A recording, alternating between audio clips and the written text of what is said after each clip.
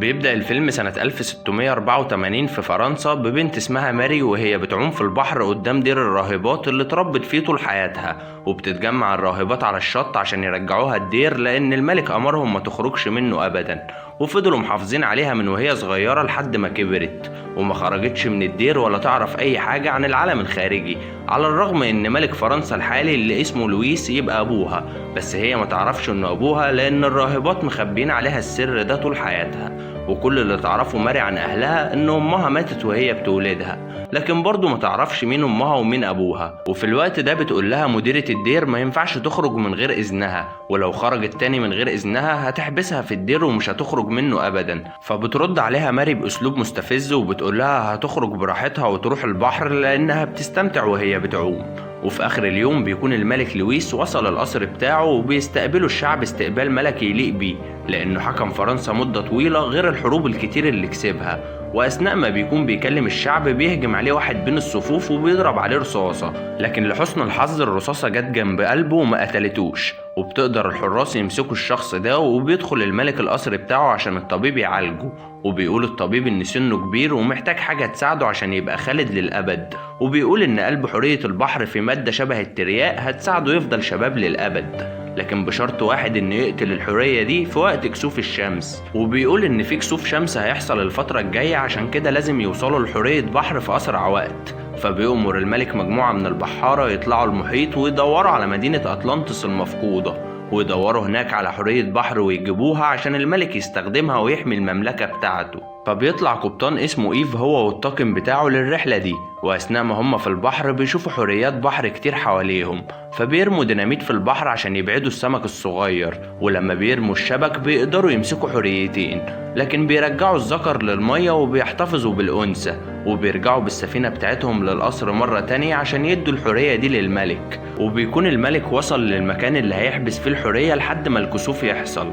ولما بيوصل البحارة بينقلوا الحورية للبركة دي عشان تفضل عايشة، وبيحرسها إيفو والمساعد بتاعه اللي اسمه بنوا عشان يأكلوها ويهتموا بيها. وتاني يوم بيصحى الملك بيلاقي راهب بيقوله عاوزين عازف موسيقى عشان يوم الكسوف، ولأن مفيش عازف في فرنسا يستحق يوم زي ده هيضطر يجيب ماري من الدير. فبيوافق الملك وبيطلب منه ما يحكيش لماري على الحقيقة وما يعرفهاش إنها بنته وهو اللي حابسها في الدير.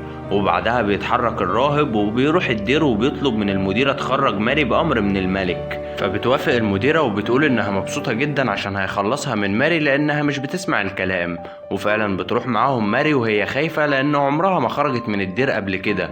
وأول ما بتوصل القصر بتنبهر من شكل الحياة برا الدير، وبتحس كأنها اتولدت من جديد. وبتقطع الانبهار ده المساعدة بتاعتها اللي اسمها ماجالي، وبتاخد ماري عشان تحط الشنط في أوضتها الجديدة. وبيفضلوا قاعدين مع بعض فترة طويلة وبيتعرفوا على بعض. وبتبدأ ماري تحكي لها عن معاناتها في حياتها وإنها ما تعرفش أبوها وأمها. وتاني يوم بيخرجوا يتمشوا حوالين القصر عشان ماري تتعود على المكان.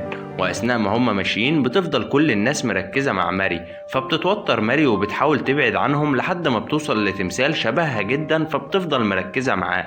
وفي الوقت ده بيكون الملك بيفطر مع الراهب وبيقول إن خزائن الفلوس فاضية ولازم يقرب من دوق اسمه جين عشان يستفيد من ثروته.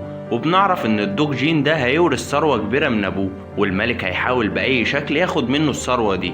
وهنا بينزل الملك وبيشوف ماري واقفة عند التمثال، ولما بيقرب منها بتتخض من الصوت وبتقع في المية. فبينقذها جين وبيحاول يقرب منها، لكن هي بتكون مركزة مع الملك اللي بيغطيها بالوشاح بتاعه، وبيقول لها تحتفظ بيه وتستعد عشان يوم العزف. فبتطلع اوضتها عشان تتدرب، وفجأة بتسمع صوت غريب جدا اخر الليل، وبتمشي ورا الصوت لحد ما بتوصل للبركة اللي فيها الحورية. وبتشوفها ماري لأول مرة وما بتكونش مصدقة اللي شايفاه، لأنها فاكرة حوريات البحر في الروايات والقصص بس. وبتبص لها الحورية كأنها بتستنجد بيها، لكن ماري ما بتكونش عارفة أي حاجة. في الوقت ده بيظهر القبطان إيف وبيحاول يبعدها عن البركة لأن ممنوع حد يدخل هنا. وتاني يوم بيكون في حفلة في القصر بتاع الملك، فبتلبس ماري وبتنزل الحفلة مع الراهب بير، وبتكون كل الناس مركزة معاها. ولما بتوصل للملك بيطلب منها ترقص معاه، وأثناء ما هما بيرقصوا بياخد باله إنها شبه أمها جدا وبيفتكر أمها. وبعدها بيكملوا الحفلة بشكل طبيعي. وآخر اليوم بتروح ماري عند البركة وبتتكلم مع الحورية وبتحكي لها اللي حصل في الحفلة. ومع ان الحورية مش بترد عليها لكن ماري بتحبها وبتعتبرها صاحبتها. وفي الوقت ده بيجي القبطان إيف تاني وبيقول لها ما ينفعش تبقى موجودة في المكان ده لأنه خايف عليها من الحورية. وأثناء ما هي بتتكلم مع إيف بيشوفهم الدكتور اللي هيقتل الحورية. وتاني يوم بتروح ماري مع الملك رحلة في الغابة، وفي الرحلة دي بيرسم الملك صورة لواحدة شبه ماري جدا، فبيقول لها الملك ان دي مراته لويز اللي ماتت وهي بتولد بنتهم. وفي اخر اليوم بيكون الدوق جين عاوز الملك يعينه مستشار ليه، فبيوافق الملك وده طبعا عشان فلوسه. واخر اليوم بتتجمع كل الناس عشان الاكل، وبيتخانق القبطان إيف مع الدوق جين عشان غيران على ماري وبدأ يحبها. وبتخلص الحفلة على كده وبتطلع ماري أوضتها، لكن بتسمع صوت الحورية فبتروح البركة وبتنزل المية وبتقرب منها. ولما بتحاول ماري تلمسها بتهرب الحورية بسرعة عشان سمعت صوت إيف، فبتطلع ماري من البركة وبعدها بتروح أوضتها. وتاني يوم بتخرج تتمشى مع إيف حوالين القصر، وفي طريقهم بيشوفوا الدوق جين وهو بيصطاد مع أصحابه. وهنا ماري بتحاول تسابق إيف لكن بتخبط في شجرة وبتتكسر إيديها، فبينقلها إيف على حصانه بسرعة للقصر. ولما بيوصل الطبيب بيقول لازم دراعها يتبتر، لكن طبعا ماري بترفض لأنها بتكون خايفة. وفي الوقت ده بيكون إيف عند البركة وبيشوف الحورية وهي بتطلع نور من جسمها، فبيفهم إن الحورية تقدر تعالج ماري، وبيدخل أوضتها من الشباك وبياخدها وبينزلوا البركة وبيرميها في المية. وبتبدأ الحورية تلف حواليها وتطلع ضوء من جسمها وبتقدر تعالج ماري. وتاني يوم بيتفاجئ الملك لما بيشوف ماري وإيديها سليمة وما بيكونش قادر يفهم إزاي خفت بالسرعة دي، فبيجتمع بيها هو والدكتور والراهب وبيسألوها إزاي خفت بالسرعة دي، فبتقول لهم الحورية هي اللي ساعدتها تخف بسرعة. فبيفرح الملك لأنه اتأكد إن الحورية عندها قوة خارقة. وبعدها بتسيب ماري الأوضة وبتنزل تقابل إيف، وبيعترف لها إنه بيحبها وإنه ساعدها عشان كان خايف عليها، فبتقوله إن هي كمان بتحبه وبيقربوا لبعض. في الوقت ده بيكون الملك بيعرض على الدوق جين يتجوز ماري مقابل إنه يديله الثروة بتاعته، فبيوافق جين على طول لأنه معجب بماري. وتاني يوم بيتكلم معاها الملك وبيقول لها على الحقيقة، وبيعرفها إن أبوها، وبيقول إنها بتفكره بأمها، وبيديها سلسلة أمها تحتفظ بيها، وبيعرفها إنه قرر تتجوز الدوق جين، ومع إنها رافضة لكنه أجبرها توافق عشان ياخد الثروة بتاعته. وآخر اليوم بتروح ماري البركة، وهنا الحورية بتوريها إزاي الصيادين خدوها وإن عندها بنت صغيرة سابتها، فبتتضايق ماري من اللي شافته وبتفهم إن الملك عاوز يقتلها ولازم تمنعه. في الوقت ده بيكون الراهب بيطلب من الدكتور ما يقتلش الحورية، لكن الملك بيرفض لأنه عاوز يبقى خالد للأبد، فبيضطر الراهب يسيب القصر ويمشي لأنه مش عاوز يشارك في قتلها. وهنا بيقرر إيف يفتش أوضة الدكتور عشان يفهم محتفظين بيها ليه، وبيلاقي رسومات وبيفهم إنه عاوزين يقتلوها، فبياخد الرسومات وبيدخلها أوضة ماري عشان تشوفها لما ترجع. وهنا بتوصل ماري للأوضة وبتشوف الرسومات اللي سابها إيف وبتتأكد إن الملك هيقتل الحورية، فبتروح لأوضة الملك وبتتخانق معاه عشان ما يقتلش الحورية، وبتقوله مش هتوافق على الجواز من الدوق جين إلا لو ساب الحورية. فبيتعصب الملك وبيأمر الحراس يحبسوها لحد يوم الكسوف، وده بيزعل ماري جدا وبتفضل في الأوضة لأن الحراس بره مش هتعرف تطلع منهم. وبتطلب تقابل الراهب عشان يساعدها لأن هو كمان مش عاوز الحورية تموت، فبيطمنها الراهب وبيقول إنه هيساعدها.